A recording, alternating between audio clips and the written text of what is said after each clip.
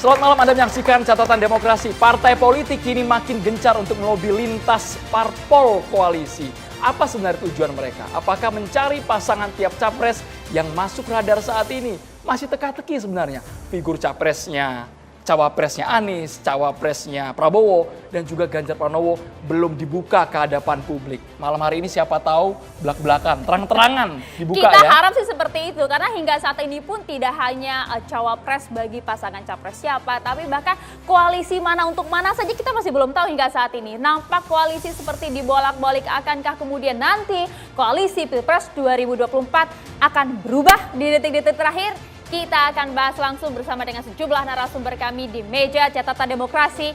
Kami juga ucapkan terima kasih dan kami libatkan juga nanti mahasiswa dari Universitas Bayangkara Bekasi.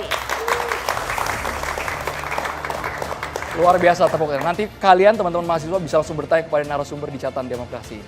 Langsung saja Maria, siapa yang hadir Langsung saja malam kita hari? perkenalkan narasumber kami satu persatu. Dari ujung sudah ada Bang Deddy Sitorus, politisi PD Perjuangan. Selamat malam Bang Gu. Dan juga ada wajah baru di Catatan Demokrasi, ada Mas Eko Patrio. Selamat malam Mas, politisi PAN. Sambil cek mic dong. Masuk Pak Eko gitu. Boleh Mas Eko? Sambil cek mic, Mas. Selamat malam, Eko. Boleh disapa dulu dong Mas Eko. Suaranya mahal pemirsa ini kita. kan. Nah, sambil pegang. Assalamualaikum. Waalaikumsalam warahmatullahi wabarakatuh. Dan juga ada Bang Andre Rosiade, politisi Partai Gerindra. Selamat malam Bang. Selamat malam. Assalamualaikum warahmatullahi wabarakatuh. Kami juga menghadirkan yang mungkin satu abad lalu terakhir datang ke Catatan Demokrasi, ada Bang Fahri Hamzah, politikus Partai Gelora. Assalamualaikum. Akhirnya muncul lagi di meja Catatan Demokrasi, Itu Maria ya. dia. Kita bergeser ke kursi yang masih kosong, kita rahasiakan dulu. Nanti kejutan buat pemirsa. Bang Mardhani Alisera, terima kasih banyak, politikus PKS.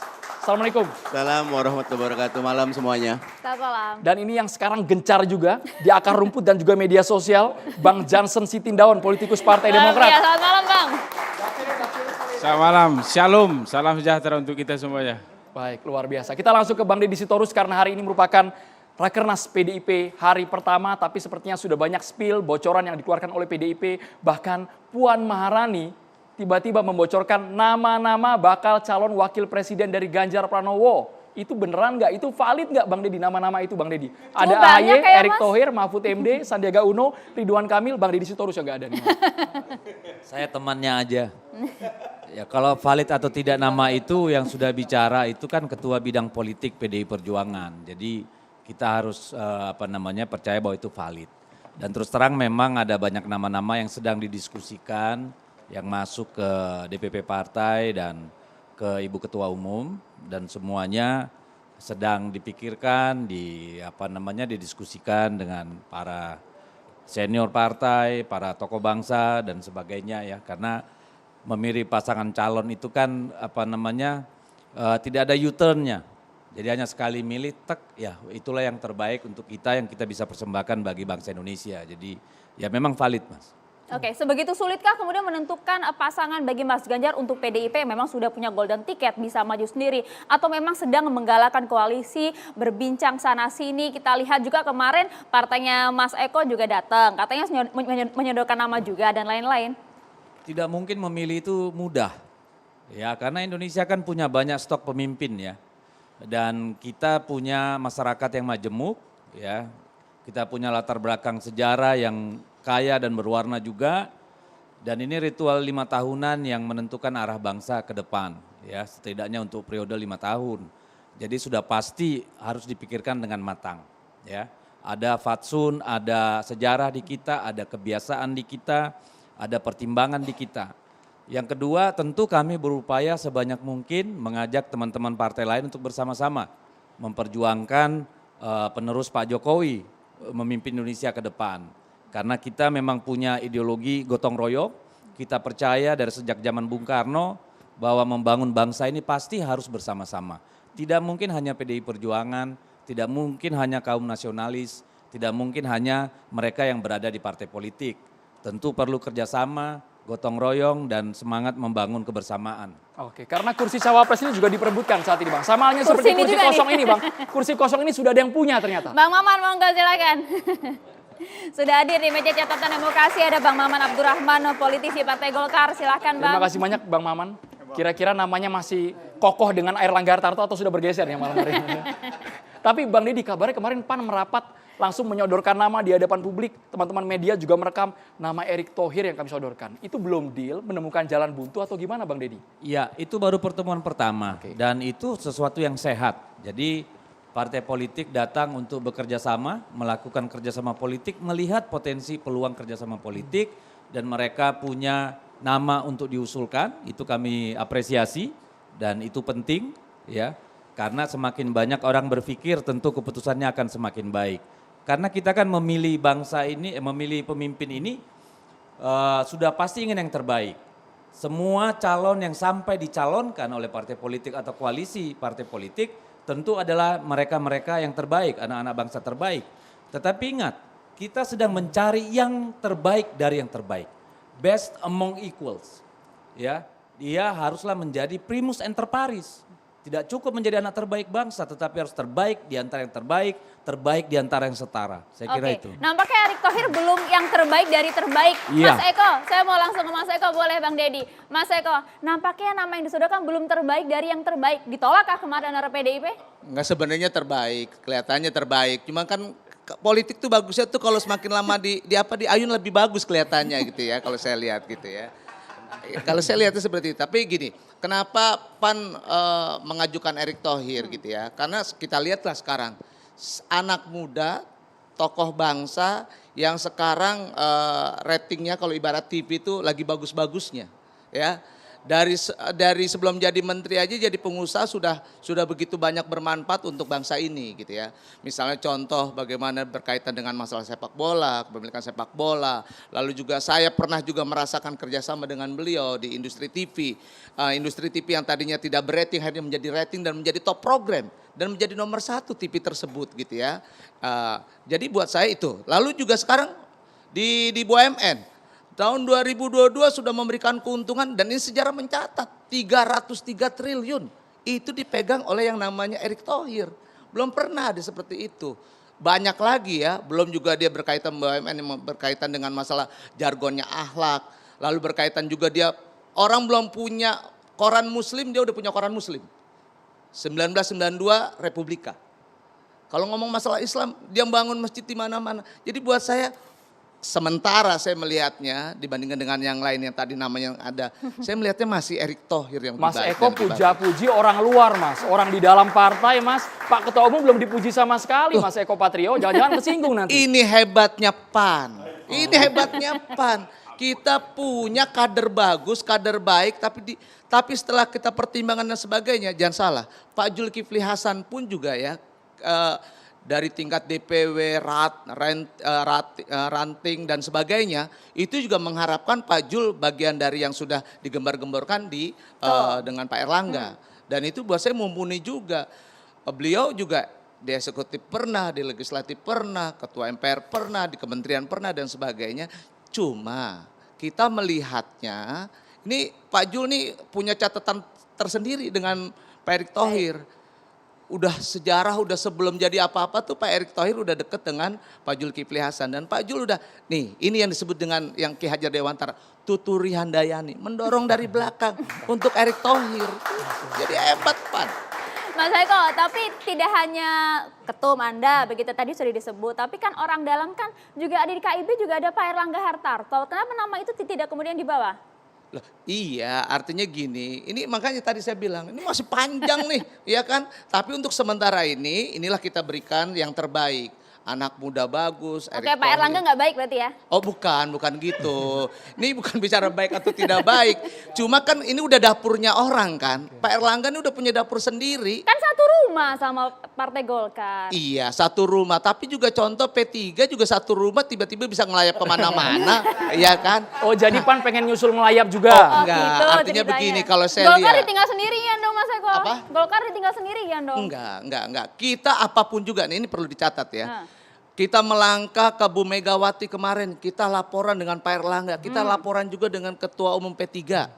Kita kemarin ketemu dengan Prabowo, datang Pak Prabowo kemari dan sebenarnya kita informasikan juga. Artinya kita juga punya etika. Apapun yang kita lakukan, langkah kita menuju kemana, selalu kembali lagi ke KIB. Itu yang kita lakukan. Jadi KIB tetap solid. Tapi yang menarik Mas Eko, catatan kami adalah tiket untuk Erick Thohir ini sebenarnya berlabuhnya ke PDIP atau ke Gerindra. Bang Andri Rosiade kanan atau mungkin kiri ikut nih? komentar. Kanan atau kiri, Bang Mas Andri Eko? lebih serak yang mana Bang Andri? Jadi pasangan Pak Prabowo. Atau gue wakilin aja. Jadi ini Andro, ini kayak berasa rapat Komisi 6 gue. Iya ini Bang Dedi, Mas Eko, saya di Komisi 6. Bang Fahri sama Pak Mardhani mantan Komisi 6. Nah Maman doang yang Komisi 7 ini. Nah Bang Jansan nyusul nanti. ya, Bang. Bang Jansen, menarik nih Bang Jansen, Pak Mardhani dan Mas Eko satu dapil Jakarta Timur. Wah. Karena dukung bos ya kemarin. Lanjut Silakan, Ini Bang menarik. Andre. Ya, ini menarik bahwa semangatnya tadi kita melihat bahwa semangat persaudaraan itu ada. Jadi ini modal besar di Andro. Jadi bagaimana Bang Dedi tadi bicara, Mas Eko bicara, lalu kita suasananya guyup. Ini modal bagus bagi bangsa ini menghadapi pemilu 2024. Mudah-mudahan insya Allah tanpa polarisasi dan insya Allah akan pemilu yang riang dan gembira. Itu pertama ya.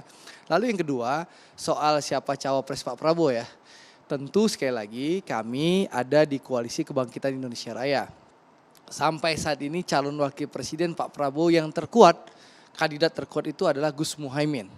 Ya, Gus Muhaimin. Istilahnya Sekjen Gerindra itu selain kandidat terkuat, Gus Muhaimin itu yang megang kunci Inggrisnya cawapres Pak Prabowo. Karena apa? Karena memang ada piagam kerjasama yang ditandatangani oleh Partai Gerindra dan PKB tanggal 13 Agustus 2022 yang bunyinya bahwa Capres dan Cawapres Koalisi Kebangkitan Indonesia Raya akan diputuskan secara bersama-sama oleh Pak Prabowo dengan Gus Muhaimin. Tapi tentu Pak Prabowo dan Gus Muhaimin punya semangat yang sama. Apa semangatnya? Bahwa kita berharap koalisi ini terus bertambah kekuatannya. Harapan kami tentu PAN bisa bergabung, Golkar bisa bergabung, tentu Bang Fahri juga bisa bergabung. Nah harapan kita kalau misalnya Jansen nggak deal nanti kan bisa juga bergabung sama kami gitu lah. Ya kami masih tunggu bola muntahan dari Jansen itu. Nah, jadi intinya itu, karena sekali lagi membangun Indonesia harus dilakukan bersama-sama.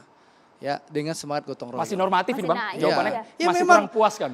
Jadi gini, karena memang jadi gini Andro, bahwa kami Soalnya ini Bang, kemarin dari potret banyak Ya. kegiatan Erick Thohir, Abang tuh selalu merapat terus. Si Games ada Andri Rosiade, Erick Thohir. Ada, di Setiap sana ada aja event-event ada. Erick Thohir kok ada Abang terus. Apakah itu Pertama, sinyal Gerindra gini. makin pertama memang kenapa Andre Rosiade Tuh, atau mau diambil alih oleh Mas Eko? Ini Mas Eko nih abang saya di komisi ini. Jadi gini, pertama ya Bang Erik itu memang mitra kami di Komisi 6. Jadi Bang Erik itu bukan akrab sama Andre Rosiade saja, juga akrab sama Bang Deddy Sitorus. Sama Mas Eko dan seluruh teman-teman yang ada di Komisi 6. Karena kita mitra. Lalu kalau soal kedatangan saya ke SEA Games, itu karena memang Andre Rosiade itu pencinta sepak bola. Masa kita nggak sambut era sejarah, kita punya keyakinan bahwa Indonesia akan mengakhiri puasa 32 tahun sebagai pecinta sepak bola, tentu saya harus hadir dong menyaksikan sejarah itu gitu loh.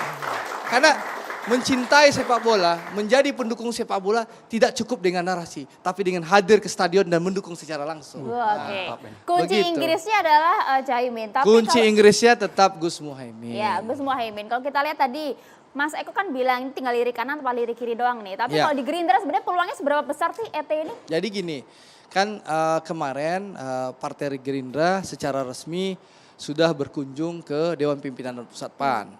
Lalu Sekjen PAN dan Sekjen Gerindra sudah melakukan konferensi pers bersama. Dalam keterangannya Pak Sekjen Gerindra, Pak Ahmad Muzani sudah menyampaikan tentu selain kandidat terkuat Gus Muhaimin, tentu Pak Erik masuk dalam radar kami. Tapi sekali lagi ya kuncinya tetap nanti diputuskan bersama-sama oleh Pak Prabowo dan Gus Muhaimin. Kalau dikerucutkan Bang, masyarakat perlu tahu Bang. Kan ada yang 10 nama PDIP, kemudian ada juga yang 5 nama untuk Anies, Pak Mardhani ya. Kalau Koreksi Gerindra? jika salah. Kalau Jadi Gerindra gini, berapa nama nih? Andro, 20 nama jangan-jangan. Ini ada etika dan adab. Oke. Kami tanggal 12 Agustus 2022 sudah memberikan mandat sepenuhnya kepada Pak Prabowo. Dalam Rakernas Partai Gerindra bunyinya apa? Menyerahkan sepenuhnya kepada Pak Prabowo untuk menentukan kandidat cawapresnya. menyerahkan sepenuhnya kepada Pak Prabowo untuk menentukan mitra koalisinya. Jadi kami saat ini sami'na wa ata'na apapun keputusan Pak Prabowo. Jadi mari kita tunggu bersama-sama keputusan Pak Prabowo dengan Gus Muhaimin. Begitu Andro. Oke, memang kalau ketum susah sih ya, udah ketua Dewan Pembina, ketua umum Partai Gerindra, apa-apa maunya sendiri ya Bang Deddy ya. Kan sendiri. Ini kan mekanisme internal kami sudah mengambil keputusan, kami berikan mandat sepenuhnya kepada Pak Prabowo, sama juga Hak dengan Bang prerogatif, Deddy ya. bahwa mandat Kongres PDIP menyerahkan sepenuhnya kepada Bu Mega. Bahkan Rakernas Partai Golkar kemarin juga menyerahkan mandat sepenuhnya kepada Pak Erlangga. Sama sebenarnya. Begitu Andro. Menarik Bang Maman, kalau kita lihat tadi, nampaknya tadi sudah disampaikan sama Mas Eko, enggak kok kita izin, kita masih solid dan lain-lain. Sikap Partai Golkar seperti apa? Melihat P3 sudah sowan ke PDIP, sudah gabung ke PDIP, kemudian PAN juga sowan sana sini. Golkar nggak diajak Mas? Santai aja kalau kita. Singkat pada Santai jelas ini, ya. nah ini. Ini saya mau kasih tahu ya. Kita lihat dulu dari 2 periodenya Pak Jokowi ya. Nggak ada tuh sesuatu yang pasti sampai menjelang Titik pendaftaran. terakhir, ya. Itu dulu. Bahkan seorang Ganjar sekalipun belum ada hari ini bisa memastikan bahwa Ganjar itu calon presiden. Bahwa PDIP bisa mencalonkan sendiri, betul, partainya. Tapi kalau Pak Ganjarnya belum ada kepastian sampai semua tanda tangan pendaftaran di KPU. Jadi saya mau sampaikan itu dulu. Artinya Pak Ganjar, bahkan Pak Prabowo juga belum ada kepastian. Siapa yang bisa memastikan Pak Ganjar, Pak Prabowo pasti bisa mencalonkan calon presiden? Enggak ada. Siapa yang bisa memastikan Mas Anies bisa menjadi calon presiden? Enggak ada. Siapa yang bisa memastikan Pak Erlangga bisa menjadi calon presiden? Enggak ada. Sebelum nanti pendaftaran ya. Sebelum pendaftaran semua pasti masih dinamis. Nah, saya ingin menyampaikan begini Mbak, dalam perspektif kami Golkar itu ada 4 hal. Kalau kita mau melihat situasi dinamika ini. Jadi saya menjawabnya dengan 4 hal. Yang pertama, pastilah semua akan melihat dalam setiap kontestasi Pilpres maupun Pilwapres berdasarkan pendekatan survei. Itu pasti. Ya. Itu dasar. Tapi saya mau bilang itu baru yang pertama.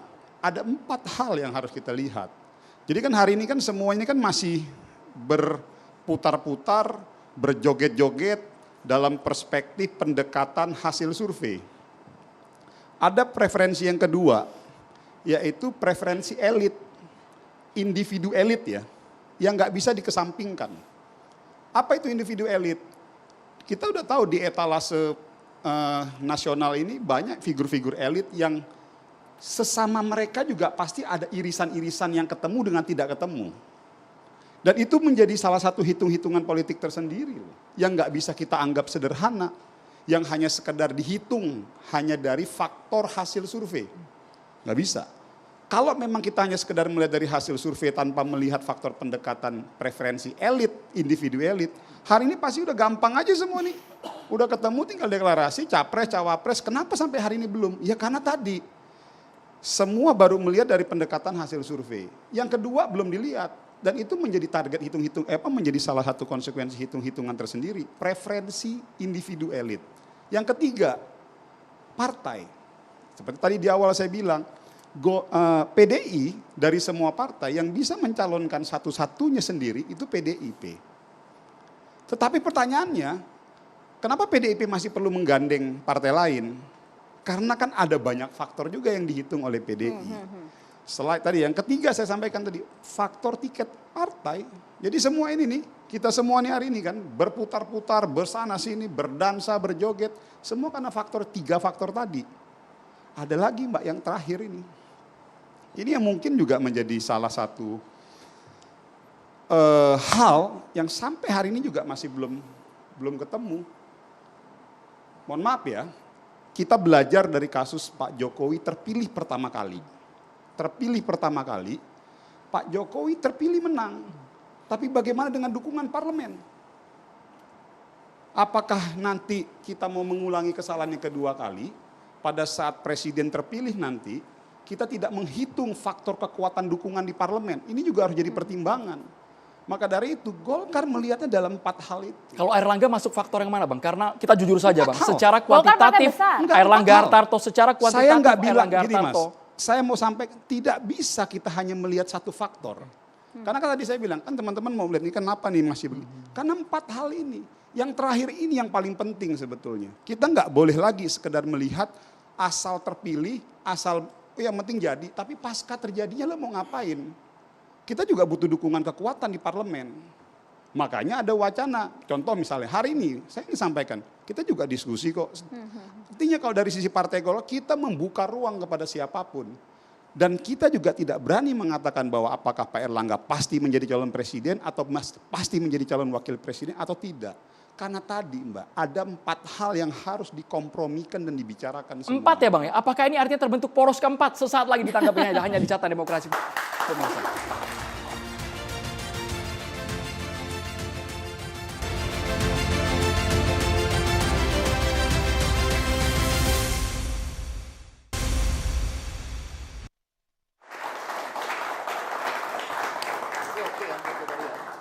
Ya, kita lanjutkan diskusi Bang Maman. Jadi tadi 4 hal ya. Akankah juga jadi koalisi keempat tadi? Artinya KIB ini bagaimana nasibnya? Sampai hari ini kita bagus komunikasi dengan Bagus Pan. tuh Nih, gimana contoh nih? gini, kita juga kan punya opsi. Maka saya bilang kita punya banyak opsi Mbak. Dalam politik ini kita nggak bisa hanya sekedar satu opsi. Dengan PAN kita punya salah satu opsi. Pak Prabowo, Pak Erlangga presiden, Pak Julhas wakil presiden. Ya kalau memang ternyata sekarang teman-teman dari PAN mau mengendorse Pak Erick Thohir ya kita bicarakan kembali kan gitu. Semua opsi terbuka. Bahkan saya melihatnya juga emang ada pasti juga kalau misalnya kita gabung sama Mas Anies presiden, Pak Erlangga wakil presiden, belum tentu. Bisa aja yang presidennya Pak Erlangga, wakil presidennya Pak Anies. Terus tadi teman-temannya udah melempar wacana bahwa ada situasi Demokrat juga sudah memberikan ultimatum. Ini yang tadi saya bilang Mbak, semuanya masih sangat dinamis. Kita ingat dari pelajaran terakhir, opini publik itu wakil presidennya Pak Jokowi waktu itu udah Mahfud MD. Tiba-tiba berubah Pak Kiai Ma'ruf. Terus Pak Prabowo juga begitu. Wakil presidennya di ujung-ujung terakhir kita juga nggak pernah nyangka Sandiaga Uno gitu. Jadi maksud saya selalu ingin bilang kepada teman-teman, kepada publik ya, saya yakin di sini, tapi saya dari Golkar, kita melihatnya dalam 4 hal itu. Ingat 4 itu sesuai dengan nomor urut partai kami. Tapi tadi nyinggung soal Demokrat, Bang Jansen memang hari ini kami ramai mendengar Demokrat kabarnya akan mengultimatum jika koalisi perubahan untuk persatuan ini belum menentukan cawapresnya siapa Bang Jansen. Kita ingin tahu kejelasan seperti apa. Ini pernyataan dari Andi Arief, sahabat Anda. Begini Andro, walaupun saya banyak tahu ya terkait pertemuan-pertemuan di koalisi perubahan, termasuk bahkan ada dan berada di situ, seperti kemarin Mas Anies ke Pacitan, terakhir bertemu Pak SB begitu. Sesungguhnya menjelaskan soal koalisi ini tidak segampang yang publik itu ingin dengarkan, begitulah dia. Kapan seperti pertanyaan kamu siapa cawapresnya dan lain-lain begitu. Yang kedua ya, karena di luar sana kemudian atas pernyataan Ketua Bapilu kami, Bang Andi Arief, memunculkan banyak tafsir. Mungkin dalam kesempatan ini saya ingin menyampaikan beberapa hal.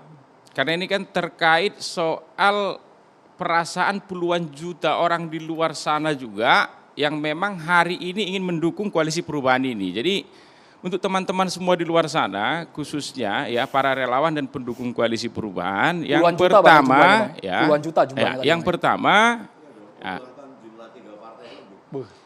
yang pertama Partai Demokrat ya itu konsisten masih berada di koalisi perubahan, itu dia. Walaupun ya sebagaimana ya batas waktunya nih ada nih kayaknya nih.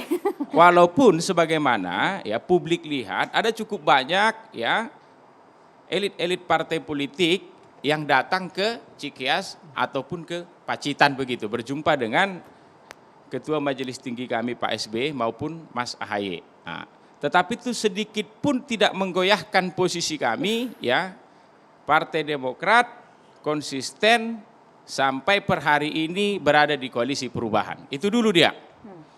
Jadi jangan ada keraguan di luar sana. Itu. Jadi Ya, relawan seluruhnya tetap Juli solid. belum tahu ya, Juli kapan. Itu. Yang kedua, ada juga tafsir di luar sana karena Andi Arief ya menggunakan diksi evaluasi dianggap itu ancaman, bukan. Itu. Ini bentuk sayang kami kepada koalisi ini. Ini bentuk sayang kami. Jadi kalau istilah kami itu time is money begitu. Jadi jangan sampai Bang Mardhani, kita ini karena di luar kekuasaan begitu, kan tidak semampu grup sana. Sudahlah kita ini tidak punya banyak uang, banyak modal, waktu kita buang-buang lagi. Itu. Jadi evaluasi itu maknanya adalah ya koalisi perubahan ini kan ingin menang. Nah, sehingga kemudian untuk menang itu kan harus ada jalan ilmiah. Faktanya per hari ini memang survei Mas Anies itu nomor 3. Itu. Kalau kemudian soal pasangan ini baru nanti kami tentukan di bulan Oktober, ya pemeriksaan kesehatan November baru dia running begitu, yang 70 hari itu terlalu pendek. Itu makanya di tengah kita dalam tanda kutip ya kurang logistik ini jangan juga sampai waktu kita buang-buang. Ya, ini dia. Kalau di sana terserahlah. Itu. Ini kan urusan keluarga koalisi perubahan. Jadi pada sisi itu. Dia. Jadi dengan capresnya sudah jelas, cawapresnya sudah jelas, keputusan sudah diambil, 3 partai ini tadi bisa melakukan konsolidasi kami ini. Jadi sikap Demokrat tidak akan lagi, pasti, Bang Jansen, sikap Demokrat akan pasti kalau diumumkan cawapresnya dari Partai Demokrat, bukan ini dari yang lain. Cara gerak. Ini soal cara gerak itu loh. Sehingga kemudian 3 partai ini kami tidak lagi bergerak sendiri-sendiri. Oke. Tapi sudah terkonsolidasi begitu menjadi satu gerakan yang sama. Bisa dibayangkan, Demokrat hari ini punya hampir 2.000 anggota DPR, Nasdem juga begitu, PKS. Jadi kalau 3 ini ya sudah punya calon presiden dan wakil presidennya, misalnya lah di bulan Juni atau di bulan Juli besok, ini terintegrasi berarti ada 5.000 anggota DPR di seluruh Indonesia ini. Jadi bayangan kami ini kan jalan ilmiah. Itu berarti kalau hari ini misalnya survei itu menempatkan jagoan kami Mas Anies begitu di posisi 3, gapnya itu bisa kami kejar begitulah dia sampai nanti kemudian pemilihan di bulan Februari. Jadi jangan kemudian dimaknai ini Demokrat mengancam, Demokrat ingin keluar dari koalisi, tidak. Itu. Koalisi perubahan ini Demokrat, Nasdem dan PKS ya itulah pendirinya begitu. Oke, solid hingga saat ini. Bulan depan gimana? Begini bedanya koalisi kami, mohon maaf dengan teman-teman koalisi yang lain begitu. Walaupun tidak elok kami mengomentari koalisi yang lain begitu. Kalau kami ini sejak awal ini sudah diikat, kami punya piagamnya. Oke. Jadi ini bukan jenis koalisi yang 1-2 minggu sekali bubar. Bulan depan ganti kawan lagi enggak? Jadi koalisi kami bertiga ini adalah koalisi ya yang sejak awal itu dijahit bukan dengan emosional. Atau misalnya ada tekanan dari pihak lain. Partai Demokrat sejak awal mendorong kemandirian imparsialitas partai politik. Karena konstitusi mengatur soal pencapresan itu kewenangan parpol. Tapi AHY legowo jadi koalisi ini dibentuk atas dasar itu. AHY akan legowo kalau tidak masuk radar cawapresnya Anies Baswedan? Begini, ini penting juga kami jelaskan di publik begitu. Partai Demokrat tidak pernah ya mendorong Mas AHY untuk menjadi calon wakil presiden Mas Anies Baswedan. Tetapi ketika nanti calon wakil presiden Mas Anies ditentukan, sampaikan siapa orangnya. Itu. Sekali lagi, politik elektoral ini kan bisa ini pakai kajian ilmiah hari ini begitu. Memang ada nama lain lagi yang lebih bagus dari Mas AHY untuk kemudian jadi calon hari wakil ini presiden. Bang Presiden PKS Bang. Kan Hari begitu ini dia. Presiden PKS menyodorkan nama Menko Polhukam Mahfud MD Bang. Jadi cawapresnya Anies Baswedan. Demokrat tersinggung nggak Apa tuh? dengan nama yang disodorkan oleh Koalisi PKS? kita ini koalisi perubahan begitu dia. Jadi kalau saya ditanya selaku kader Partai Demokrat begitu, yang paling merepresentasikan hari ini wajah perubahan di Indonesia ini ya, di luar Mas Anies adalah Mas AHY itu. Jadi kalaupun kemudian kita harus mengambil calon wakil presiden untuk mendampingi Mas Anies, ya kalau memang ada orang yang elektabilitasnya pun pantas untuk mendampingi beliau, bisa mendongkrak, punya pasukan yang lengkap lagi begitu, wajahnya juga wajah perubahan, itu apa yang salah? Itu dia. Kalau kemudian misalnya ada partai-partai lain seperti teman-teman PKS, Nasdem menawarkan nama-nama yang lain, enggak ada masalah, kita masukkan ke kantong begitu, kemudian mari kita ukur. Itu dia. Sudah diukur belum? Sudah diobrolin belum itu kemarin? Di dalam ini kami solid. Itu pertanyaan klien tadinya yang seakan-akan menunjukkan koalisi perubahan ini tidak solid begitu. Butuh kejelasan Bang, namanya wanita gitu loh Bang. Satu-satunya wanita loh Bang di forum kita nih. Nggak bisa digantung Bang. Mas Eko kayaknya yang lebih ngerti soal wanita nih kayaknya. Itu makanya melalui acara ini biar terang benderang kemudian di publik begitu ya. Oke. Evaluasi itu maknanya adalah ya untuk kebaikan Baik. koalisi perubahan ini begitu dia. Siap. Jadi kita harus menempuh jalan ilmiah untuk Oke. memenangkan kontestasi ini. Itu. Oke. Dan jalan ilmiahnya adalah lebih cepat kemudian capres dan cawapresnya itu kita deklarasikan, maka kerja kader, relawan begitu bisa maksimal. Jadi tidak ada lagi keraguan bagi publik di luar sana juga. Jalan apa tidak koalisi perubahan. Baik, tadi ada Bang beberapa Mardhani. variabel yang disebutkan punya pasukan kemudian bisa mendongkrak elektabilitas ya Maria. Pak Mahfud MD, Pak Mardhani Alisera, kami ingin penjelasan lebih spesifik. Mengapa menyodorkan nama orang luar, bukan menggait kader internal sendiri? Mahfud jawabnya nanti ya. Saya ingin menjelaskan yang Jansen bilang tentang koalisi perubahan untuk persatuan. Nama ini punya resiko Andre, dan sudah banyak yang mau cawe-cawe terhadap nama ini. Artinya ketika kami bertiga nih Nasdem, Demokrat, PKS bersatu, kami sudah sangat sadar bahwa platform kami, target kami, kebijakan kami akan mengoreksi beberapa yang kurang. Tetapi tetap akan melanjutkan karena kita ingin ada persatuan. Dan positioning ini membuat kami sadar, kami harus punya common ground yang kuat. Jadi nyun sewu, tadi Maman bagus, semua bagus. Tapi buat kami bertiga, kita sudah punya pembahasan yang sangat fundamental, substansial, sehingga kita punya piagam kerjasama. Dan ini sehat. Kami ingin, ayo ada kontestasi karya dan gagasan. Kalau buat kami bertiga, ya, Mas Anies Baswedan, nanti dekat tuh, gitu loh. Buat kami bertiga, bahwa sepakat Mas Anies Baswedan adalah sosok capres yang punya kriteria sesuai dengan 3 partai. Punya track record yang baik di Jakarta, punya kemampuan analisis, punya akhlak mulia sehingga komunikasi internal kami sangat nyaman. Demokrat mau ketemu siapa? Monggo. Nasdem mau ketemu? Monggo. PKS ketemu? Monggo. Karena kami yakin semua itu masih mungkin kita bicarakan, tetapi ada 2 jenis pembicaraan.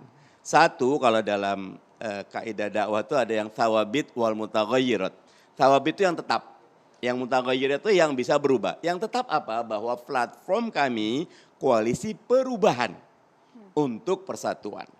Capres kami Anies Baswedan. Ya. Partai kami Nasdem, Demokrat, PKS. Cawapres Bang kami. Mardhani. Cawapresnya ini tadi kan pernah, sudah 5, sudah 3, sekarang sedang dibahas. Bab cawapres ini saya setuju Dedi, krem de la krem, ini penting. Ingat Pak SBY perlu satu sosok namanya Pak Yusuf Kalla di 2004. Pak Jokowi untuk menang di periode pertama punya satu sosok juga namanya Yusuf Kalla juga. Jadi cawapres di periode pertama ini enggak kaleng-kaleng. Kami bertiga sudah sepakat, tertulis dengan sangat jelas dalam piagam kerjasama diserahkan kepada capres Mas Anies Baswedan. Mas Anies Baswedan dengan segala akhlak mulianya selalu konsultasi ke Pak SBY, konsultasi ke Pak Surya Paloh, konsultasi ke Ustadz Salim atau Ustadz Sahyu, dan itu berjalan. Saya setuju. Usulan Nasdem, the sooner the better. Karena masa kampanye nanti cuma 75 hari. Lebih pendek.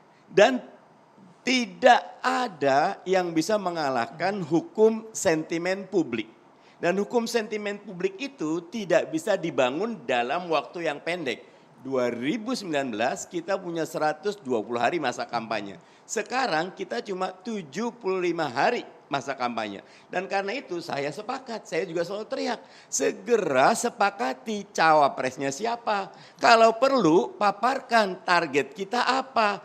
Apa proposal koalisi perubahan untuk persatuan ini untuk Indonesia. Jika lebih baik, gimana pengelolaan anggaran kita? Jauh lebih tajam lagi, line up kabinetnya siapa?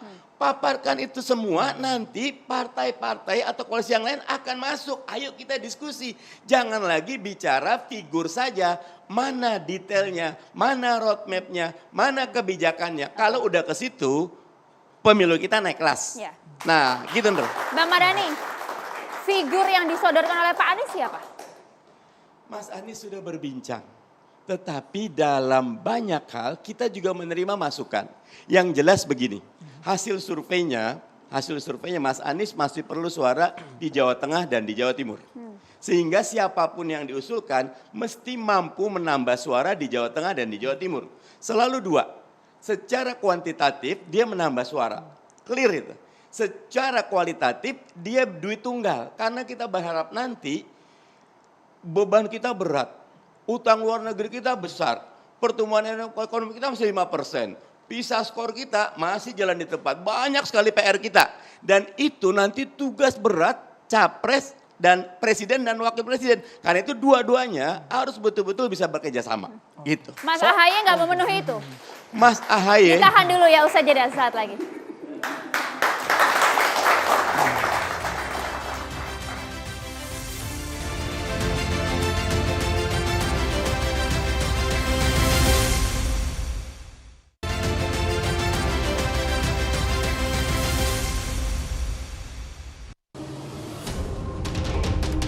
Kepada ketua PKS, jaga koalisi, jangan ngajak saya ke dalam agar tidak pecah. Kalau saya ke dalam nanti pecah malah karena ada yang tidak setuju ada. Ke PDIP kami tawarkan juga Erick Thohir, ke Gerindra juga kami tawarkan Erick Thohir, dan paket Airlangga Zulkifli Hasan tetap hidup. Oleh karena itu tergantung pembicaraan-pembicaraan berikutnya, apakah ada titik temu atau tidak dengan partai mana.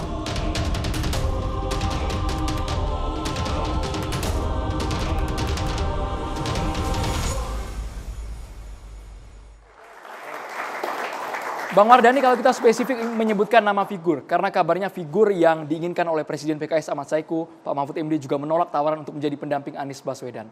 Apakah ada figur-figur lain yang masuk radar tapi memang belum dibuka sama sekali ke hadapan publik dan sampai sekarang masih tawar-menawar di antara koalisi Perubahan untuk Persatuan? Tadi sudah mengerucut jadi 3 kan? Ya, saya komen Mas AHY dulu kan tadi pertanyaannya sebelum break gitu ya. Jadi Mas AHY ini salah satu putra terbaik bangsa. Oke. Makanya Presiden PKS sebelum Ustadz Saihu, Ustadz Muhammad Soebul Iman menyebut 3 nama. Mas AHY, Ibu Khofifah, dan Kang Aher. Jadi tambah 4 dan ada tambahan Pak Mahfud kan sebelumnya? Kalau Pak Mahfud karena kita ketemuan, perbincangan sangat nyantai, kadang-kadang nanti biasalah, namanya politisi kita selalu joking dan segala macam. Tapi Pak Mahfud juga di antara orang baik, tetapi resminya dari 5 nama itu tidak ada Pak Mahfud. Terakhir Ustadz Muhammad Soebul mengerucutkan 3, Mas AHY salah satunya. Dan Mas AHY memimpin partai, menyumbang 54 kursi dengan 2.000 lebih. Jadi PKS sangat menghargai Mas AHY dan Demokrat, seperti PKS juga menghargai Nasdem dan Pak Surya Paloh. Karena kami itu tidak gini, buat kita pindah ke lain hati agak susah. Karena kita diikat tadi, Dre. Piagam penghargaan isinya kita koalisi perubahan. Dan ini adalah sebuah, saya menyebutnya deklarasi bahwa kita memang tidak main-main. Karena banyak resikonya dan nanti teman-teman tahu resiko masing-masing partai ini ketika mendeklarasikan koalisi perubahan. Jadi kalau kemudian pindah kiri, pindah kanan, nyuwun sewu, kayaknya insya Allah enggak. Gitu. Konsisten ya. Kita lagi dengarkan dari Bang Fahri Hamzah. Kalau yang lainnya masih mengayun ini Bang Fahri Hamzah. Partai Gelora sepertinya kiri, kanan masuk aja Bang sampai sekarang. Catatannya udah banyak. Nah, saya mau baca ini tadi selebaran yang dibuat oleh TV One itu kan. Suhu politik sudah mendidih, alih-alih makin gigih, koalisi justru makin ringkih. Berkali ditagih siapa cawapres paling sahih. Lobi sana, lobi sini, setelah itu berselisih. Hati-hati dalam memilih, salah tunjuk bisa tersisih. Ini TV One tadi. Jadi dulu itu ada seorang artis, ada 2 orang artis laki perempuan, saya nggak sebut namanya. semua orang satu bangsa ini tahu dia lagi pacaran. Kemana-mana, syuting ini, syuting itu, dan sebagainya. Lalu ini Mas Eko pasti tahu orangnya. Habis itu masuk masa lamaran, disiarkan langsung oleh semua TV. Infotainment di mana-mana. Habis itu menikah, ya udah diumumkan tanggalnya. Tiba-tiba nggak jadi. Itu satu kisah. Ada kisah lain, jadi tiba-tiba setelah seminggu bercerai. Nah itu peristiwa privat yang longgar. Peristiwa kenegaraan tuh nggak boleh begitu. Itu yang kita agak sesalkan sekarang karena yang disebut oleh broadcastnya TV One tadi, itu membuat peristiwa kenegaraan itu seperti peristiwa privat. Gitu. Seolah-olah ini semacam orang mencari jodoh ya yang ada di layar-layar infotainment itu. Padahal sebenarnya ini tidak bisa, ini harus diikat dalam satu prosedur yang baku dan dinyatakan oleh negara sebagai jadwal yang resmi dalam kenegaraan kita. Nah problemnya sekarang kan, perjodohan yang dilakukan oleh partai politik ini saya disclaimer dulu ya. Karena yang lain ini sudah punya tiket, Gelora ini belum punya tiket. Jadi saya ini kalau ngomong capres, pilpres ini paling ikhlas lah lillahi ta'ala ini kita. Ya kan? Nah, pendaftarannya itu tanggal 19 Oktober. Pengumuman calon resminya itu tanggal 25 November. Dari hari ini ke tanggal 25 November itu sekitar 5-6 bulan. Sekarang rakyat ini, karena kita bicara demokrasi, dari hari ini sampai 5-6 bulan ke depan ini sebenarnya lagi nonton apa?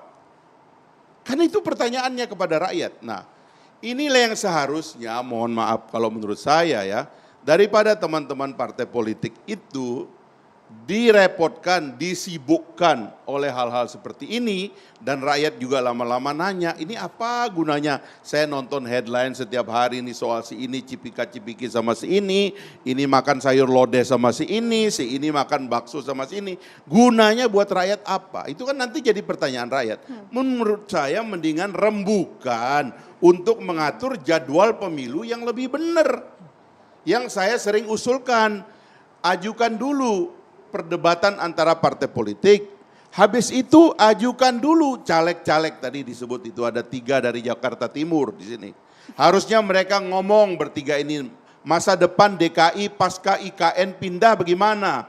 Itu caleg-caleg suruh debat dulu biar rakyat nonton. Masa depan kita ini pasca Jakarta nggak dipakai lagi jadi ibu kota itu apa? Harusnya begitu.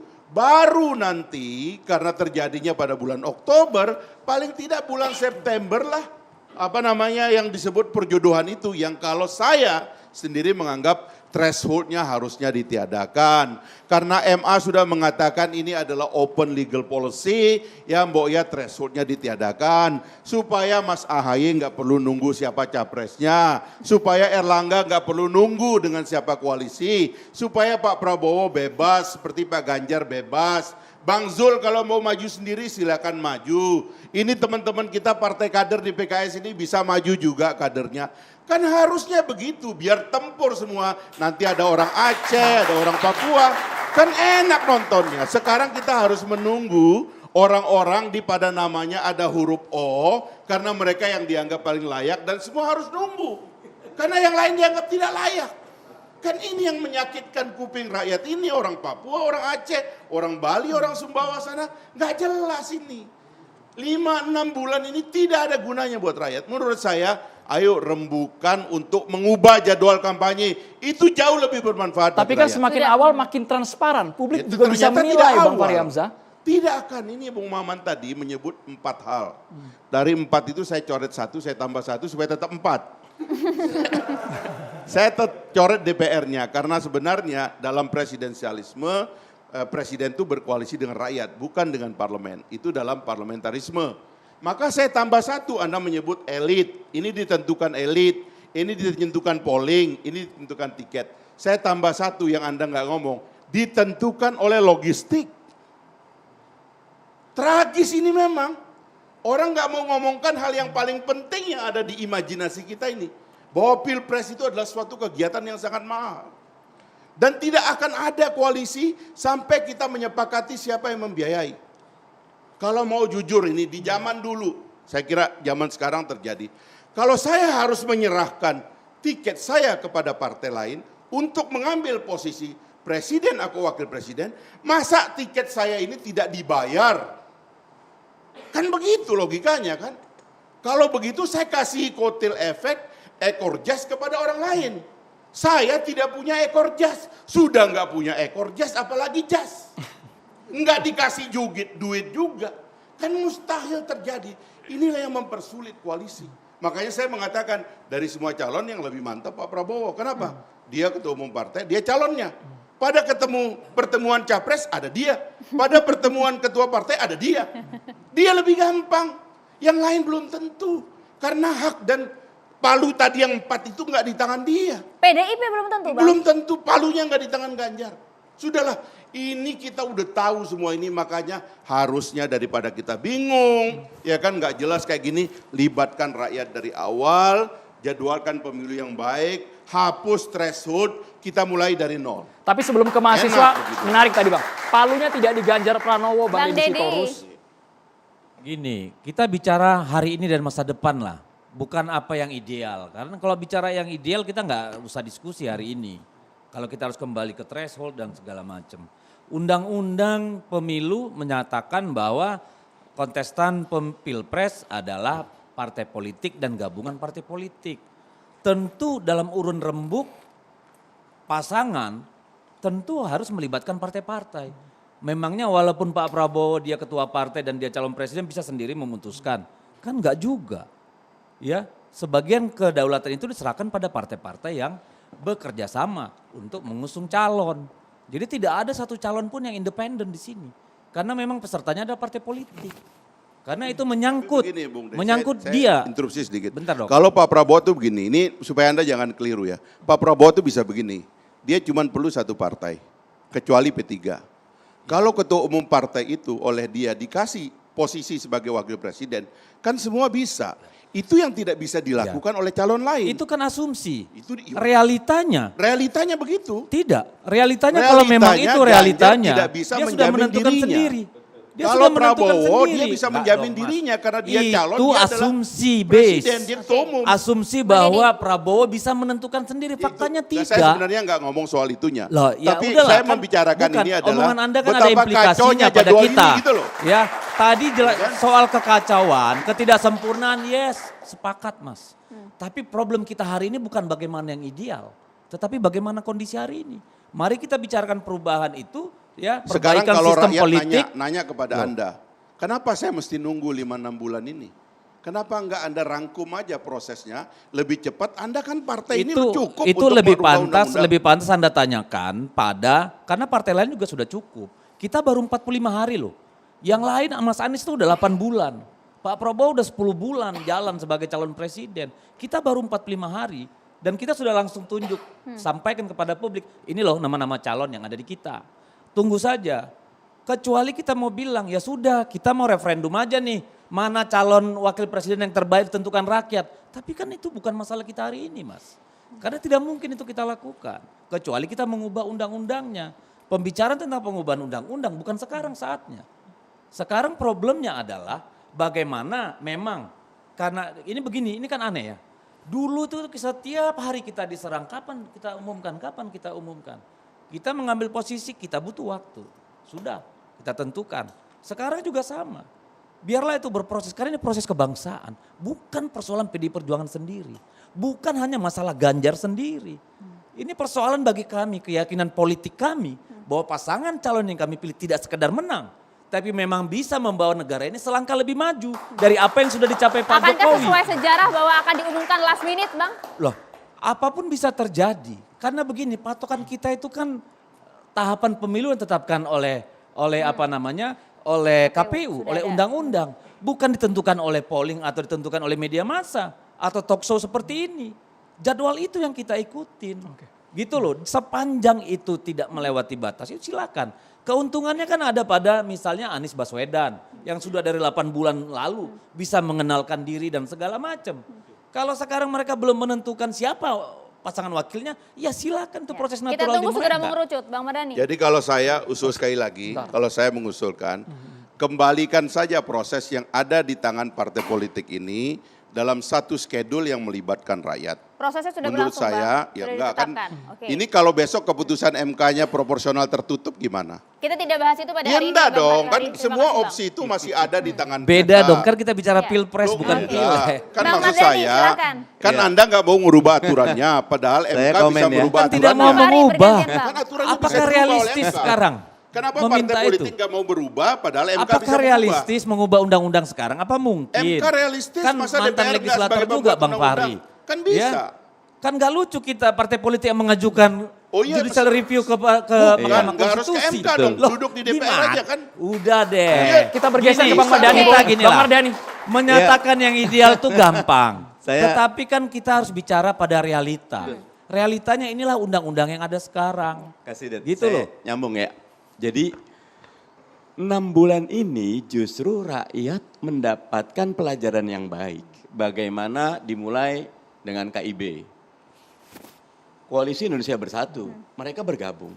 Ditambah dengan KIR, Gerindra ditambah kami.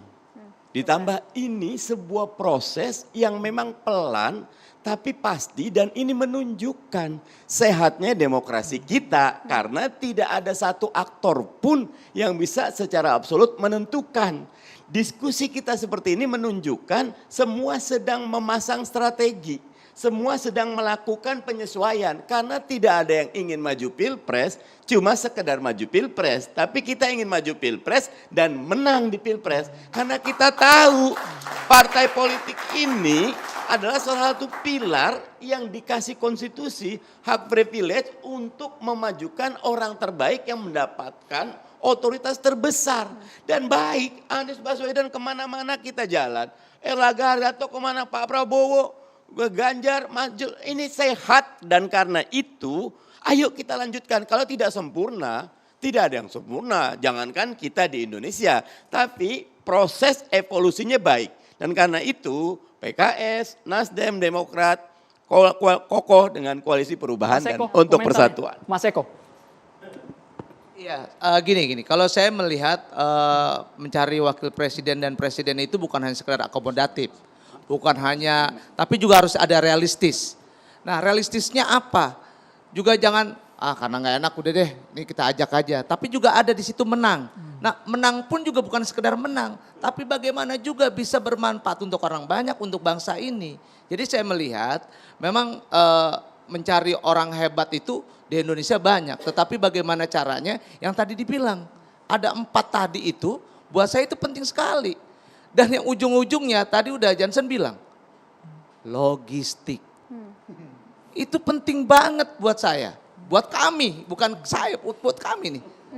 Mas Eko, kalau logistik terkait pernyataanku di awal tadi itu, kaitannya dengan time is money. Jangan sampai kami sudahlah tidak punya logistik, buang-buang waktu lagi, kan gitu dia.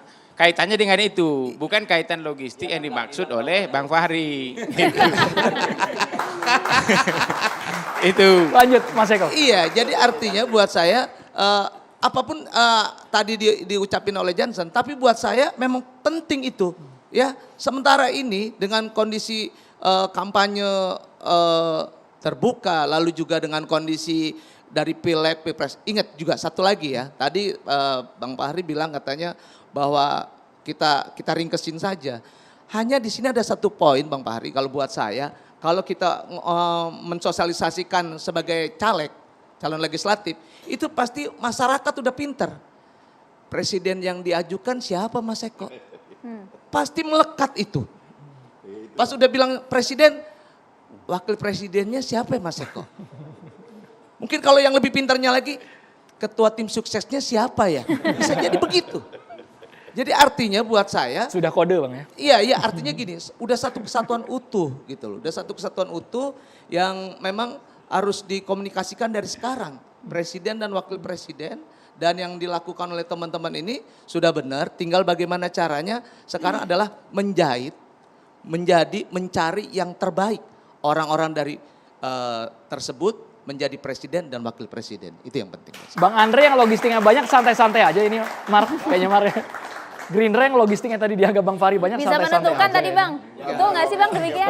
Ya kita jangan bicara. Kalau masalah logistik saya lihat, ini kelihatannya gengnya Andre. Karena apa? Kantongnya udah banyak. Pantesan Pan mendekat ya. Bang Andre, Bang Jadi Bang begini, Andre. saya rasa ini menebar hoax semua ini.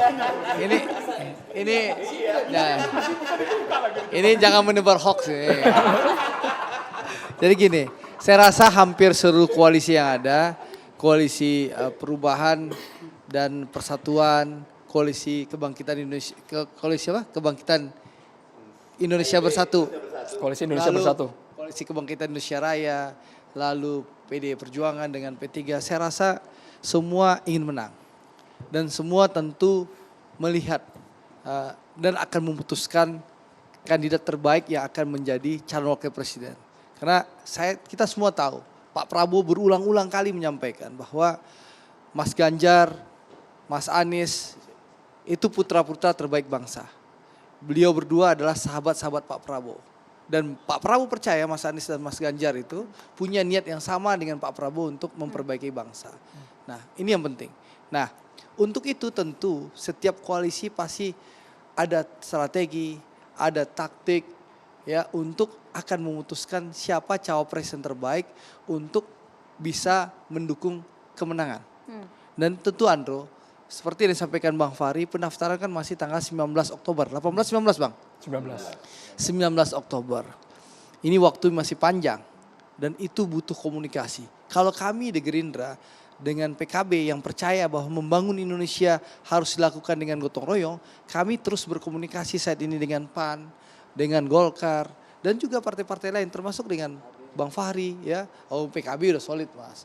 Nah dengan PAN dan Golkar kita berharap tentu koalisi kebangkitan Indonesia Raya ini bertambah kekuatannya. Sehingga nanti insya Allah kita bisa memenangkan kontestasi di Pilpres 14 Februari 2024. Jadi sing sabar, ojo ke susu gitu loh. Baik kalau gitu ini harus ada yang diakomodir juga. Kita coba silahkan mahasiswa ada yang ingin bertanya dengan narasumber kami? Boleh langsung silakan. Assalamualaikum warahmatullahi wabarakatuh. Waalaikumsalam warahmatullahi wabarakatuh. Selamat malam buat Bapak Fahri Hamzah. Saya mau bertanya Pak. Apakah perubahan peta koalisi terbolak-balik dapat menghasilkan kebijakan yang lebih baik atau hanya bertujuan untuk mempertahankan kekuasaan politik? Sekian, terima kasih. Sudah? Baik. Bang Fahri Hamzah harus menjawab tapi usai jeda. Sesaat lagi tetaplah bersama Catatan Demokrasi.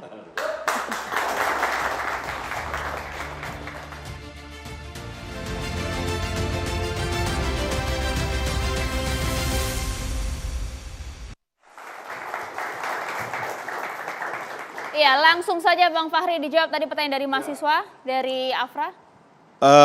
Makanya kan saya mengusulkan penjadwalan yang lebih baik supaya ada hak publik untuk menilai siapa yang terbaik. Sebab kita nggak bisa diberi jaminan kalau semua isi kepalanya itu tidak dikeluarkan dari awal. Baik partainya, anggota-anggota DPR yang akan ngisi Senayan dan juga calon presidennya terutama. Makanya mekanisme ini yang harus kita pikirkan karena kalau kita hanya menilai seorang calon presiden itu dalam 75 hari sudah dicampur dengan pemilihan legislatif pusat, legislatif daerah, DPD, itu sulit kita menilai sehingga nggak ada jaminan. Makanya tadi saya katakan, saya ulangi lagi kenapa saya mengatakan calon presiden yang adalah ketua umum partai itu lebih kuat sebenarnya, mewakili partai dan gagasannya. Di PKS itu calon presiden terkuat itu adalah Ustadz Salim Al-Jufri. Di Demokrat calon presiden terkuat dan terbaik adalah AHY. Di Golkar Pak Erlangga, ya kan? Di PAN itu Pak Zul kita suka atau tidak karena ada kartu di tangan dia sebagai capres dan sebagai ketua umum. Termasuk juga Gerindra, Pak Prabowo dan Ibu Megawati.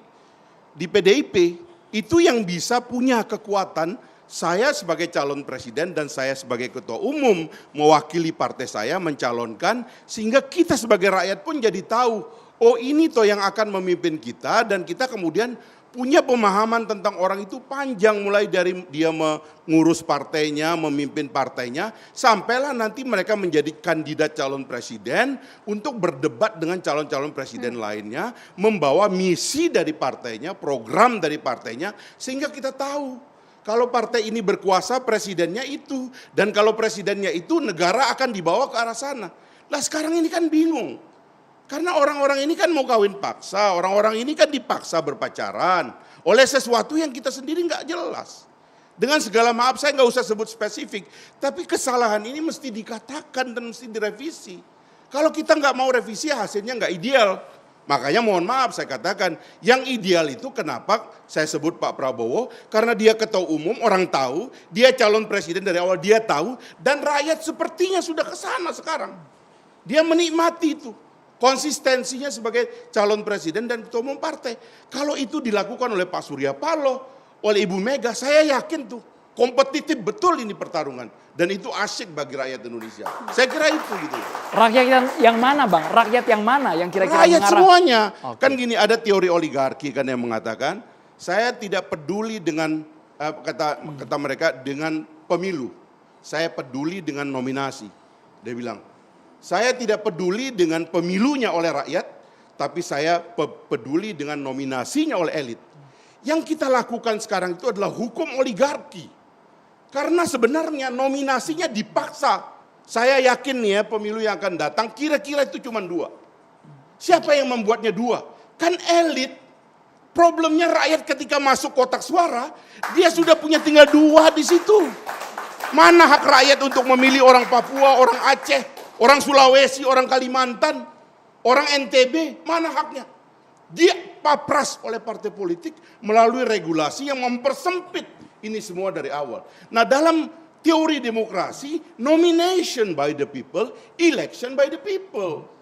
Makanya di dalam undang-undang dasar kita menganut ketentuan tentang tanpa threshold itu. Supaya sebanyak apa partai politik, sebanyak itulah calon kita di putaran pertama. Nanti putaran kedua baru enak. Karena ini semua sudah saling saing dan kita lihat identitas-identitas partai ada pada calon-calon itu. Sekarang kita nggak tahu apa hubungan, mohon maaf ya, calon A dengan partai A, partai B. Ini partainya selama 7 tahun berantem. Tiba-tiba ada datang orang, satu menganggap diri sama dengan partai A, partai B. Dari mana orang, kata rakyat, kamu 7 tahun berantem kok sekarang bisa akur? Kan bingung rakyatnya. Ya kan nanti kayak artis tadi, semua orang udah dikasih tahu ternyata seminggu cerai. Kita bingung, kita udah nonton, rakyat paling kecewa. Nah ini yang harus dihentikan gitu. Tapi Bang Maman buktinya Golkar bisa akur kemana saja ya Bang Maman ya? Ya gini Mas, saya tadi di awal selalu sampaikan, itulah Mas, makanya Golkar itu doktrinnya karya kekaryaan Mas. Kita nggak pusing, yang penting kita memberikan karya konkret, kerja-kerja nyata buat rakyat. Sama halnya pada hari ini lihat realitas politik. Nah saya masuk ya. Kalau tadi sebetulnya Mas Bang Fahri, saya lebih setuju yang terakhir yang disampaikan Bang Fahri dibandingin yang pertama. Saya ingin masuk kepada realitas nominasi. Tadi saya bilang ada 4 hal sesuai dengan nama partai saya, nomor partai saya. Yang pertama tadi adalah popularity, yang kedua adalah preferensi elit, individu elit, yang ketiga adalah tiket partai, dan yang terakhir adalah dukungan pasca terpilih, yaitu di parlemen. Nah, ini tadi saya bilang semua ini bisa berubah. Siapa yang bisa menjamin kalau hari ini elektabilitasnya Ganjar tinggi misalnya, elektabilitas Pak Prabowo tinggi, tapi ternyata nanti kalau kita masuk pada realitas nominasi, ingat loh, realitas nominasi, dari 4 poin yang tadi saya sampaikan, ujungnya adalah pada nominasi. Pada saat ternyata nominasi yang mengkandidasi, yang mencalonkan itu ternyata tidak seperti yang ada di publik hari ini, pada akhirnya kan juga ternyata publik akan memilih sesuai dengan nominasi calon-calon nanti gitu. Ini yang saya bilang bahwa melihat kondisi hari ini Golkar ya cenderung melihatnya membangun komunikasi politik dengan semua pihak. Karena sejatinya adalah membangun bangsa ini tidak bisa sendiri. Sejatinya membangun bangsa ini nggak bisa di kiri. Sejatinya membangun bangsa ini nggak bisa di kanan. Tetapi harus di tengah dan bersama-sama. Spirit dan semangat itu yang mau kita dorong. Jadi artinya melihat realitas politik. Dan yang terakhir saya ingin sampaikan adalah bahwa kita harus belajar ke depan bahwa siapapun yang terpilih nanti ke depan dia harus memiliki kekuatan di parlemen.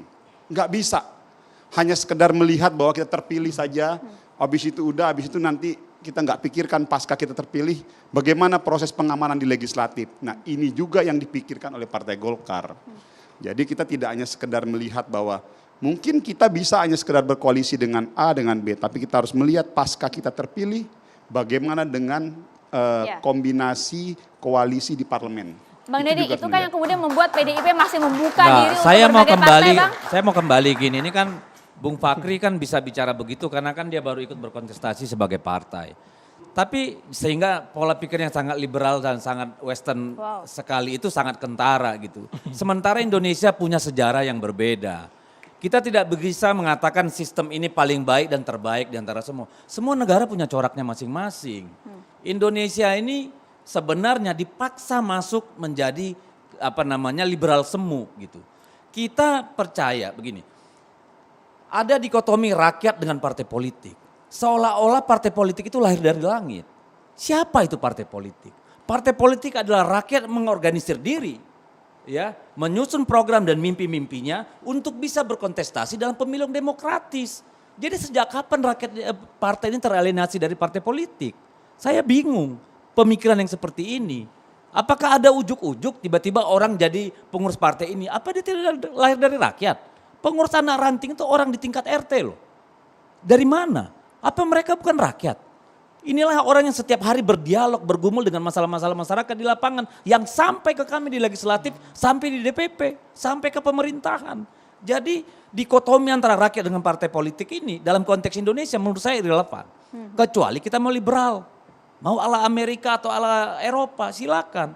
Tetapi oleh karena itulah yang paling penting menurut saya bukan ini. Kami PDI Perjuangan bangga karena tidak harus ketua umum menjadi calon presiden. Itu membuktikan kaderisasi di partai, rekrutmen pemimpin, ya, pengembangan kepemimpinan itu berhasil. Kalau kami harus impor dari luar itu kami merasa salah sebagai partai politik. Kami merasa sebenarnya terganggu. Karena apa? Berarti proses kaderisasi, rekrutmen, pengembangan itu gagal total. Nah konstitusi kita memandatkan undang-undang partai politik, undang-undang pemilu, ini semua legal. Kenapa sekarang jadi dosa? Partai politik lah yang diberi kewenangan untuk mencalonkan, berkontestasi. Itu adalah konstitusional. Jadi jangan dibalik-balik apa yang dilakukan semua salah. Gitu loh. Kita berbicara dalam soal etika, legalistik, konstitusionalistik dan semua. Ya. Jadi begitu, kami justru bangga bahwa PDI Perjuangan mencalonkan kadernya orang biasa menjadi presiden. Sudah dibuktikan. Paten ya capres Anda ya Bang? Nah kenapa sekarang harus berkoalisi? Apakah untuk mempertahankan kekuasaan? Kekuasaan tidak bisa dikelola sendirian. Kekuasaan harus dijalankan secara bersama-sama. Tidak ada dominasi, tidak ada hegemoni, gotong royong. Itu yang kita ingin perjuangkan, bukan sekedar menambah jumlah partai untuk ini itu, enggak. Makanya sejak awal kita menolak konsep koalisi. Karena itu parlementarian. Bang Jansen. Kita kerjasama politik. Baik Bang Deddy. Kita bergiliran. Bang Jansen. Iya. Memang Bang Fahri ini jadi ustadz tadi. Jadi dia nyampaikan tausiah begitu. Tapi saya ingin nanggapi begitu. Yang pertama saya sepakat soal kembar siam pileg pilpres ini memang harus kita pisah kembali. Itu dia. Termasuk bulan lalu ketika saya jadi pihak terkait di Mahkamah Konstitusi, soalnya juga saya sampaikan, itu pileg pilpres kembar siam ini harus dipisah kembali. Karena aneh saja begitu, hasil pileg 5 tahun lalu dipakai untuk keadaan sekarang, begitulah dia. Sedangkan pemilu itu kan untuk menguji keinginan masyarakat pada saat ini itu. Jadi tidak tepat aja. Yang kedua memang kalau pileg dan pilpres dibarengkan, ya, termasuk teman-teman media ini fokusnya pasti ke pesta besarnya, itu pilpresnya. Jadi kalau tadi kemudian Bang Fahri mengatakan kapan tuh Dapil Jakarta Timur yang 3 orang itu akan berdebat di pileg, enggak mungkin ada. Jangankan TV, KPU Jakarta Timur saja tidak menyelenggarakan itu debat antar caleg begitu. Jadi sudah kita coba, ya ternyata tidak cocok nih dengan keadaan kita. Jadi memang kembar siam pileg pilpres ini saya setuju memang untuk kembali dipisahkan. Ini mau masuk ke teorinya tadi kan. Kalau tadi kan soal-soal politik praktis. Yang kedua soal tradisi pilpres kita. Injury time ini memang harus kita ubah. Kalau memang Bang Fahri tadi mengatakan kapan ide gagasan itu dikirim ke publik. Indonesia ini kan luas sekali, ratusan juta. Kalau cuma 70 hari itu nggak cukup begitu dia. Benar. Jadi injury time ini memang harus kita ubah tradisi ini tadi. Kalau bisa jauh-jauh hari lah. Kalau soal penentuan calon presiden melibatkan rakyat, di negara yang paling liberal seperti Amerika sekalipun enggak. Misalnya konvensi Partai Demokrat, itu rakyat yang jadi kader Partai Demokratnya memilih siapa yang mau didorong oleh Partai Demokrat, begitu. Maju menjadi calon presiden, bukan seluruh rakyat Amerika. Itu waktunya rakyat seluruh Amerika itu nanti adalah di Pilpres, jadi electionnya begitu. Yang ketiga, memang Pilpres yang bagus itu ada blok lanjutkan, ada blok perubahan. Misalnya seperti yang dilakukan Pak Jokowi sekarang, ini kan diklaim bagus betul. 82% katanya tingkat kesukaan hari ini begitu, tingkat penerimaannya. Walaupun Pak SBY pernah juga 85, tapi kita tidak bahas itu. Pak SBY pernah 85% begitu. Tapi bagus juga, blok perubahan ini mengajukan calon seperti kita begitu, nanti diuji dengan blok lanjutkan. Jangan-jangan memang betul-betul bagus yang dilakukan Pak Jokowi ini. Ini catatannya masih banyak sekali, tapi durasi kita terbatas. Sesaat lagi catatan demokrasi akan segera kembali. Bang Jansen, mohon maaf durasinya habis.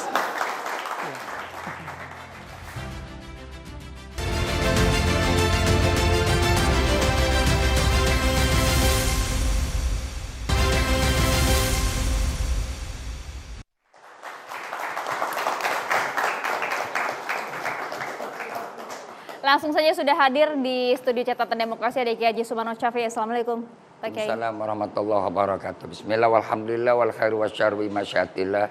Summa salatu wassalamu ala rasulillah Sayyidina Muhammad ibn Abdillah wa ala alihi washabi wa man tabi'ahu huda ila yaumil qiyamah. Para pemirsa catatan demokrasi di mana Anda berada, mobil khusus kepada para narasumber yang sudah tidak asing lagi, para politisi kita yang akan mewakili suara kita nanti untuk 2024 dan selanjutnya. Alhamdulillah, pada kesempatan malam hari ini kita mendapatkan lagi pencerahan tentang koalisi. Koalisi untuk presiden ke depan ada merupakan satu keniscayaan. Walaupun partai tersebut sudah memenuhi presiden threshold, tapi pasca di sana harus perlu ada koalisi. Apalagi partai-partai yang belum memenuhi presiden threshold. Tentunya sekarang ini baru dicalonkan oleh partai, belum mencalonkan menjadi presiden. Sesuatu yang masih dicalonkan masih dinamis. Rakyat, masyarakat, kami mengharapkan dengan tenang. Jangan terpancing berbagai macam isu yang lahir di tengah-tengah kehidupan kita hari ini. Fenomena ini begitu dahsyat, sehingga pikiran rakyat semuanya sudah berpikir tentang pemimpin ke depan. Mencari pemimpin, apalagi pasangan untuk pemimpin, memang tidak semudah mencari pasangan kekasih. Apalagi dengan waktu yang singkat, yang dibenahi adalah 270 juta rakyat. Dengan 38 provinsi. Tentunya adalah kita harus cari pasangan yang betul-betul ideal. Saya teringat dalam satu hadis baginda Rasul Nabi kita Muhammad SAW. Abu Dzar pernah bertanya kepada Rasul, "Ya Rasulullah, kenapa kau tidak mengangkat aku sebagai pengawalmu?" Jawab Rasulullah dengan tegas, "Wahai Abu Dzar, engkau itu lemah. Sebagai pengawal itu adalah harus orang yang kuat. Jadi kita pilih besok adalah pemimpin yang kuat intelektualnya, kuat pula basic dukungannya, dan kuat pula mental dan moralnya." Saya tidak mengatakan siapa-siapa dan untuk siapa. Tapi jelas ini adalah untuk kepentingan kita. Pemimpin yang kuat didukung oleh partainya. Pemimpin yang kuat lagi mentalnya. Pemimpin yang kuat lagi pemikirannya. Kita harus betul-betul punya pemimpin yang memiliki brand yang ke depan. Sebab apapun dan bagaimanapun bangsa kita ke depan bukan sekedar lagi bangsa yang cuma dibawa dengan mimpi. Kita harus mengembalikan cita-cita kita. Bukan sekadar macan Asia, tapi harus jadi macan dunia. Semuanya adalah tergantung bagaimana pemimpin kita. Mudah-mudahan insya Allah saya berharap kepada rakyat Indonesia ke depan, pilihlah pemimpin yang betul-betul kuat dan didukung dengan segala kekuatan. Allahul muwaffiq ila aqwamit thoriq. Assalamualaikum warahmatullahi wabarakatuh. Waalaikumsalam warahmatullahi wabarakatuh. Terima kasih banyak Pak Kiai Sumarno, Bang Deddy Sitorus, Mas Eko, terima kasih. Bang Andre, thank you. Bang Farid, terima kasih. Bang Maman, Bang Jansen, dan juga Bang Mardhani. Terima kasih juga untuk seluruh mahasiswa dari Universitas Bhayangkara Bekasi. Pemirsa, inilah akhir dari catatan demokrasi minggu ini. Saya Maria Segar. Dan saya Andromeda Mercury, selamat malam, terima kasih. Sampai jumpa.